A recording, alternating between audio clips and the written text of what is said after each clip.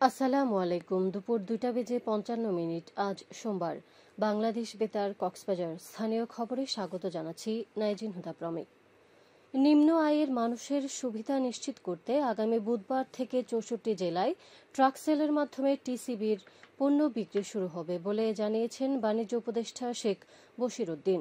গতকাল স্মার্ট কার্ডের মাধ্যমে টিসিবির পণ্য বিক্রয় সংক্রান্ত এক ভার্চুয়াল সভায় জেলা প্রশাসকদের তিনি এই সিদ্ধান্তের কথা জানান। বাণিজ্য মন্ত্রণালয়ের এক সংবাদ বিজ্ঞপ্তিতে এ তথ্য জানানো হয়। বাণিজ্য উপদেষ্টা বলেন, 1 কোটি প্রান্তিক জনগোষ্ঠীর কাছে টিসিবির পণ্য পৌঁছে দিতে চাই সরকার। প্রকৃত উপকারভোগী নির্বাচনে জেলা প্রশাসকদের ভূমিকা রাখতে হবে। চলতি মাসের 17 তারিখের মধ্যে সকল উপকারভোগী স্মার্ট কার্ড পৌঁছে দিতে জেলা প্রশাসকদের আন্তরিকতার সঙ্গে কাজ করার আহ্বান জানান তিনি।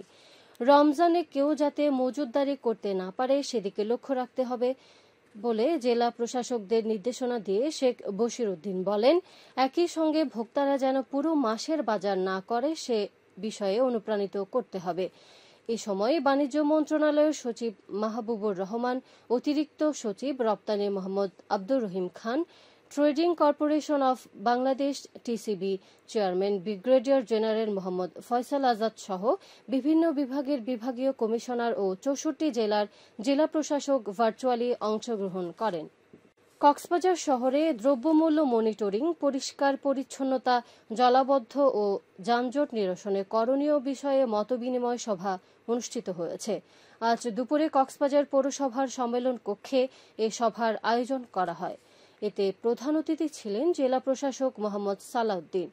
জেলা প্রশাসক বলেন, প্রতিটি বাজার ও দোকানে পণ্য মূল্য তালিকা প্রদর্শন ও পণ্যের সঠিক পরিমাপ নিশ্চিত করা, বাজার দর সহনীয় রাখতে মোবাইল কোর্ট পরিচালনা, খাদ্য বান্ধব কর্মসূচি সহ নাগরিক সেবার বিভিন্ন বিষয়ে সজাগ থাকতে হবে। কক্সবাজার পৌরসভার প্রশাসক ও অতিরিক্ত জেলা প্রশাসক রোমেন শর্মার সভাপতিত্বে এতে অতিরিক্ত পুলিশ সুপার জসিম উদ্দিন চৌধুরী, স্থানীয় সরকার বিভাগের উপপরিচালক আসাওয়াদ দেওয়ান বক্তব্য রাখেন। এ সময় সরকারি বিভিন্ন দপ্তর ও পৌরসভার কর্মকর্তা, ব্যবসায়ী সংগঠনের নেতৃবৃন্দ উপস্থিত ছিলেন। সভায় শহরের জলাবদ্ধতা নিরসনে নালা নর্দমা পরিষ্কার, নির্ধারিত সময়ে বর্জ্য ব্যবস্থাপনা, যানজট নিরসনে অবৈধ টমটম চলাচল বন্ধ সহ বিভিন্ন বিষয়ে আলোচনা করা হয়। উখিয়ার 3 কিলোমিটার সড়কের কার্পেটিং কাজ শেষ হয়েছে। জনগুরুত্বপূর্ণ সড়ক সংস্কার ও রক্ষণাবেক্ষণ কর্মসূচির আওতায় বিশ্বব্যাংকের অর্থায়নে 18 কোটি টাকা ব্যয়ে স্থানীয় সরকার প্রকৌশল অধিদপ্তর প্রকল্পটি বাস্তবায়ন করেছে।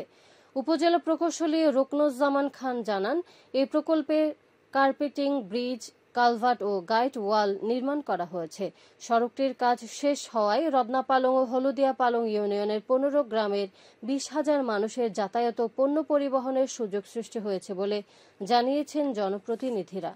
কক্সবাজারে সামাজিক কুসংস্কার ও জেন্ডার বিষয়ে কর্মশালা অনুষ্ঠিত হয়েছে। গতকাল বিকেলে স্থানীয় একটি হোটেলের হলরুমে প্ল্যান ইন্টারন্যাশনাল বাংলাদেশের আয়োজনে কর্মশালা অনুষ্ঠিত হয়। এতে প্রধান অতিথি ছিলেন অতিরিক্ত শরণার্থী ত্রাণ ও প্রত্যাবাসন কমিশনার মোহাম্মদ শামসুদ্দোজা। তিনি বলেন, সামাজিক নিয়মগুলো পারিবারিক শিক্ষার অংশ।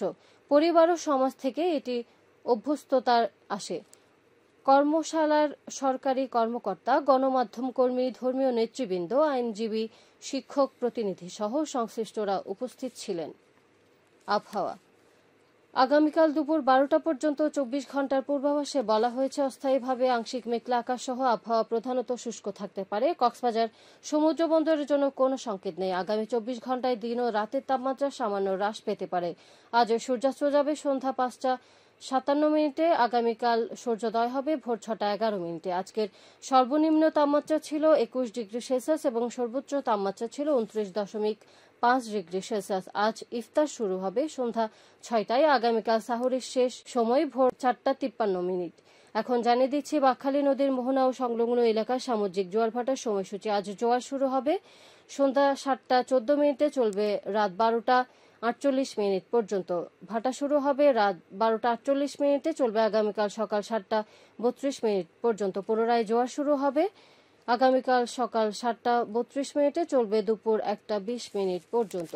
খবর শেষ হলো। আমাদের পরবর্তী খবর প্রচারিত হবে আগামীকাল সকাল 9:25।